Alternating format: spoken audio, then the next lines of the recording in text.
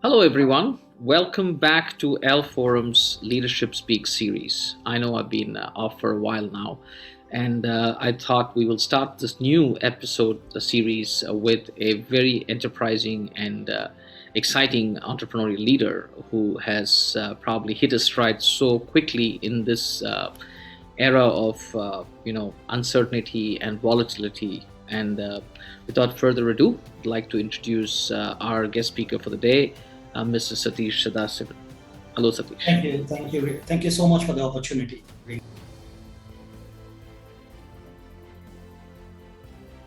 been a sales guy throughout my life, but the calling found me rather than I found the call, right? So right from my first job in '95, which was with a computer education company in India, where I used to counsel students to take the right kind of programs, till date, last 26 years, I've been selling all. Cracking my first deal probably took about 9 months. For 9 months, I had nothing to show in my kitty.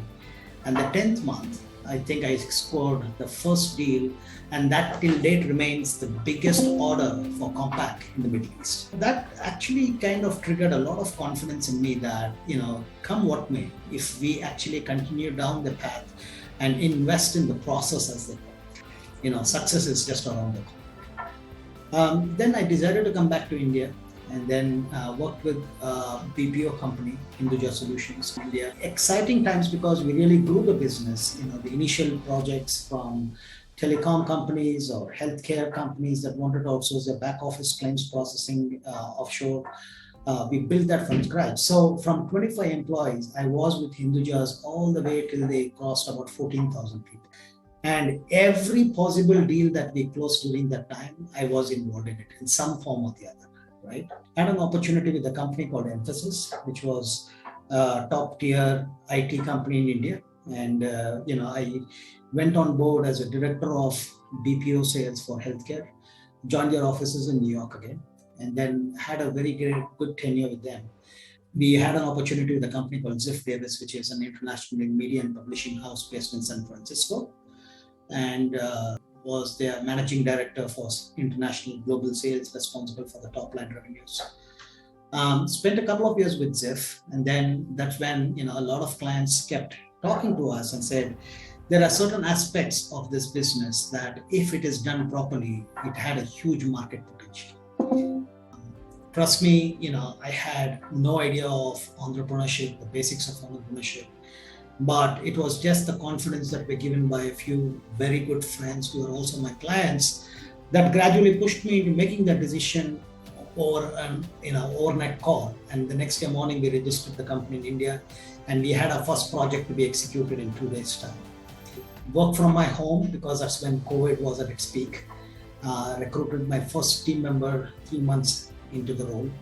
And then as a team of 3-4 people, the first year itself, I think we clocked a decent revenue of about $800,000. Since then till date, I think we've had a fantastic journey. We've grown to about 200 people company today. Crazy ride that we've had for the 26 years. But I would say, destiny's played its hand, and I've been lucky and also blessed to have the right kind of people at the right time guiding me along.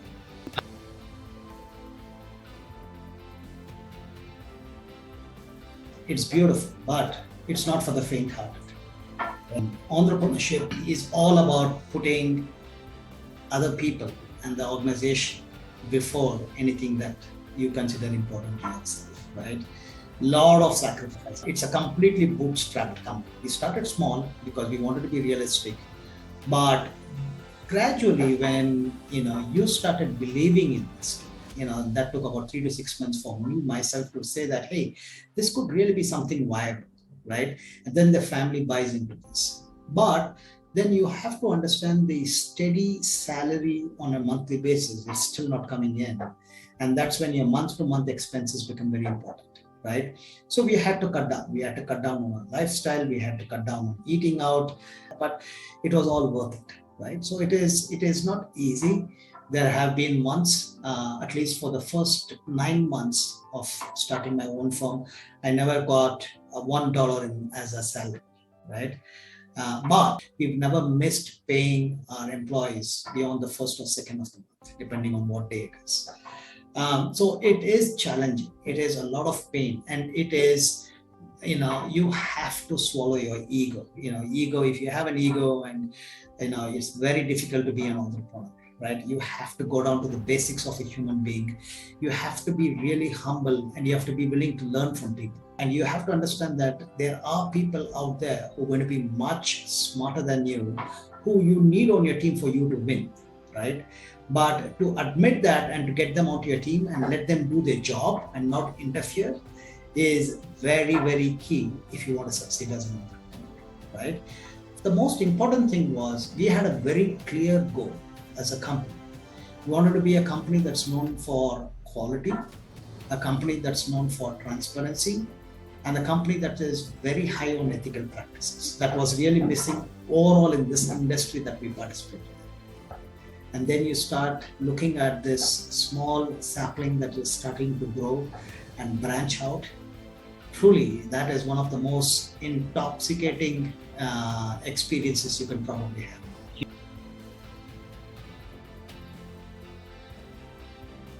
You've never done this before. There is no manual that comes which says, here are the things that you need to do if you're an entrepreneur. You learn along the way. You make bad choices in some of the recruitments that you make. Everything matures over a period of time because no two companies are the same, no two challenges are the same, right? Because what we got to understand is at the end of the day, a business is about human beings. And human beings are all about, their own personalities, their own perspectives that they bring to the table. So for somebody where you could possibly go back in your previous roles and consult somebody, the buck stops with you. And when you're put in that situation, you're probably making the decisions based on your experience. Difficult sometimes to really anticipate and make the right call, but then you go by your gut and you trust your gut and you make those calls. Right? So identifying the right kind of people who share the same passion and the same kind of vision is very tough, right? And then, making sure that the initial governance frameworks that ensures the organization is always right by the law, that you're declaring what you earn, you're filing your taxes on time, whatever minimal amount it might be, and you have enough visibility into what the cash flow is, figuring that out and understanding the mechanics of how to manage the organization is having that kind of planning and that kind of vision and optimizing whatever limited resources you have is very, very key. So understanding that was a challenge. And then the most important thing is obviously money, right? When you're, especially if you're a bootstrapped company and you know that it is your own hard-earned money that is going into the business, you want to be careful on where you're spending it. At the same time, you don't hold back on things that are really important. Investments in people, investments in training, investments in any kind of staff welfare, providing medical coverage to the people, right? These are basic ethos of a good company, of why people would want to come and work with. So we as a company take a lot of pride that when we recruited people were provided health insurance. So hopefully I captured a few of the challenges at least I faced personally. Trust me, the ride is worth it, right? The sleepless nights, the worrying and everything, it is all worth it when you have a group of 200 people and you see them with pride saying that they work for EvolveBPM. That was worth the effort.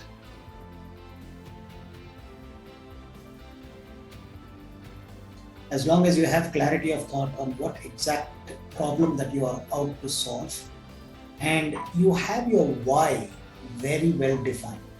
If your why, WHY, is very clear and concise, the reason why you want to do something, then you will be successful no matter what. My why was very, very focused on creating a business that is highly focused on delivering ROI for every sales dollar spent by my clients. I wanted to make sure a sales guy who gets leads from EvolveBPM has an equal chance at success if he is able to qualify those leads into deals. The why is important. If the why is just about making money, If it is about buying an expensive car, it's about buying real estate, it's the wrong why. So my advice to everybody is have your why nailed down to the core of why you want to do entrepreneurship and why do you think that it's going to be useful. But the most important why is what is that solution or what is the problem you're trying to solve and for whom you're trying to solve. If these 3-4 things are very clear in your mind, then go for it. If you're convinced that you have the right problem identified, you have the right solution identified, and you have the right why, that's all it takes. So thank you very much, and once more, You. wish you and Evolve BPM all success. Thank you so much for joining us on the show. Thank you, Rina.